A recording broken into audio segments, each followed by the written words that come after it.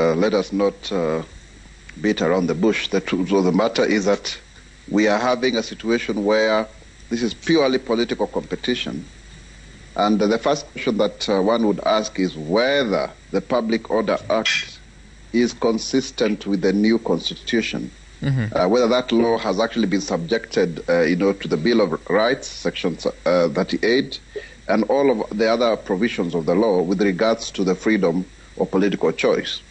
But I mean, it's very clear. The awkwardness of the situation is that those who are being stopped are also in government.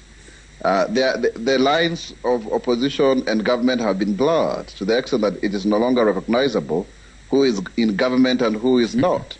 And further to it, is there any political ideology? Is there any difference between these two or three camps? There isn't. It's a personality contest. And I think, therefore, the uneven application of the law is a failure of the rule of law, in my opinion. It means, therefore, the exclusive use of monopoly of violence is used for political means rather than to protect the state.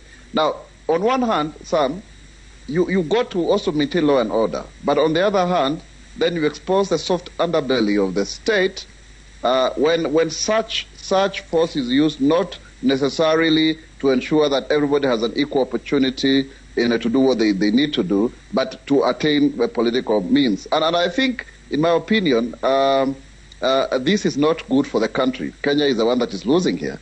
Because if you are to come now to the country, you would think like the elections are on Wednesday, really. You would think like this is the last stretch. And I think that's also not acceptable as well. Because what is this that we are doing? Not unless some people know what we don't know.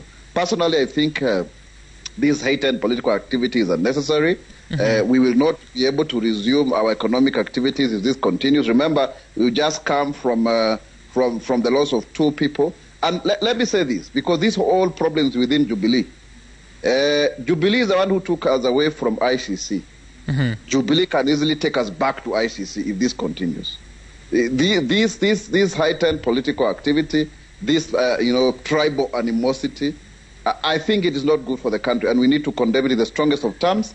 And I think the state needs to devise better ways of ensuring that there's containment measures. I mean, on Saturday there were prayers at the State House, and I think many people attended. So I thought there's some reprieve. But what do we see on Sunday? The day of Sabbath, the day where we are supposed to be honoring God.